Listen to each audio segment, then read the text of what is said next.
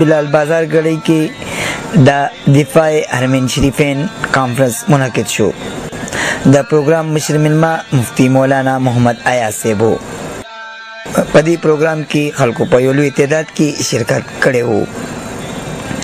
مولانا مفتی محمد ایاز صاحب د حرمین الشریفین په عظمت او په عزت باندې رڼا واچوله. الله صلی الله علیه وسلم مبارک کله سجده اوله غولا نو دغه ظالمانو ګن راوړل رسول الله صلی الله علیه وسلم په وګو باندې کې خو د دې لپاره دلته سجده ولې لګي دلته کې تاسو مسلمانانو تاسو راتلل منلي او رسول الله صلی الله علیه وسلم چې کله په شپږمه هجری کې د مکې د مدینه منورې نه د عمرې په نیت باندې روان شو کله چې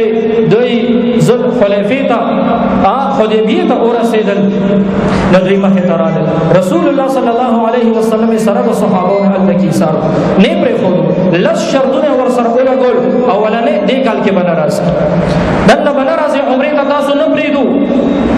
بیا پکې دا چې را روان کال نه راشي را روان کال هم چې راځي نو شرایطو سره به راځي لکه نن سبا چې وایي چې ځي هم نو شرایطو سره به ځي دومره وخت له به ځي دومره وخت به تېرې درې ورځې به دې هوټل کې وي ماسک به دې اچولی وي دومره به دې فاصله وي دومره به دې دا وي که ته بیا عمره کوم بیا به اجازت اخلي په یو مخصوص تعداد کې د یو مخصوص وخت دپاره پرېښودل د نور حرم کې نشته دي. رسول الله صلی الله علیه وسلم چې کله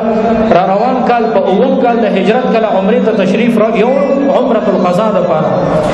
په لاره کې د رسول الله صلی الله علیه وسلم بیا بیبي او زموږ مور حضرت میمونه رضی الله تعالی عنها د هغې سره نکاح وشوه. بیا رسول الله صلی الله علیه وسلم مبارک په درېیمه ورځ باندې دې کافرو ته یو استازی ولېږلو ورته یې ویل چې درې ورځې تاسو ما سره شرط لګولی مونږ درې ورځې نن زمونږ درېیمه ورځ ده تاسو ته مونږ یو درخواست کوو که ستاسو اجازت وي نو ما دلته کې نکاح کړې ده میمونې بیبي سره ستاسو ما ته د یوې شپې او د یوې ورځې اجازت راکړئ زه به دلته کې د هغې رخصتي هم وکړم او زه به سبا د هغې ولیمه هم وکړم تاسو به هم زموږ سره په ولیمه کې شریک شئ که د یوې ورځې اجازت راکړئ. ورته ویې نه درې ورځې اجازت درته د درې ورځو نه بعد د پرېښودلو اجازت نشته. درېیمه ورځ باندې رسول الله صلی الله علیه وسلم مبارک هلته را روان شو. عرض مې دا کوم مسلمانانو ورونو دا کافرانو د هغې وخت نه رسول الله صلی الله علیه وسلم مبارک چې کله هجرت کو اجازت ورته ملو شو په هغه وخت کې د بیت الله شریف چابیانې د عثمان ابن ابي طلحه سره وي. عثمان ابن ابي طلحه دغه سره د بیت الله چابیانې وي. رسول الله صلی الله علیه وسلم ورته وی عثمان روي غوښته وی لږ راشه چې کله رالو وی عثمان دلته نه روانې مزمه یو درخواست درته کوم د بیت الله دا چابیانې راله لږې راکه چې زه بیت الله ته دننه ورشم یو دوه رکعته مونځ ورکې وکړم صرف دومره درنه پته نه لګي بیا په زندګۍ کې بیت الله ته راتلل بیت الله ته دننه تلل به نصیب شي که نصیب به نه شي. عثمان ابن ابي طلحه کور ته لاړو نبي اسلام د کور مخې ته ورغلی وایي خلک صبر وکړه ودرېږه دا کور ته دننه شو چې کله کور ته لاړو دننه چابیانې راواغېستې د رسول الله صلی الله علیه وسلم مخې لا رالو ورته وایي محمد صلی الله علیه وسلم دا چابیانې دا دې ما سره دي نن د بیت الله اختیار زما سره دی که ته ما ته ډېره مینت او زاري وکړې نو سره دې دی چې ما سره اختیار شته خو چابیانې نه در کوم بیت الله ته دې نه پرېږدم. رسول الله صلی الله علیه وسلم ورته وفرمایل عثمان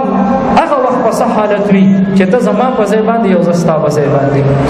دا چابیانې زما په لاس کې او ته زما مخې ته ولاړې عثمان هغه وخت کې به څه وي بیا. رسول الله صلی الله علیه وسلم چې کله مکه مکرمه فتح کړه او بیا بیت الله شریف ته حرم ته دننه لاړو نو بیا یې جواب وکړو عثمان ته ووایه چې راشه. عثمان سر ښکته نیولی و سر یې ښکته نیولی و ملامت و خپله خبره ورته یاده وه چابیانې په لاس کې ویرالو رسول الله صلی الله علیه وسلم مخې ته ودرېدو عثمان چابیانې راکړه نبي علیه السلام ته چابیانې واخېستې. عثمان یاد دې درته ما درته یو خبره کړې وه هغه وخت په څه حالت وي چې زه ستا په ځای باندې ته زما په ځای باندې.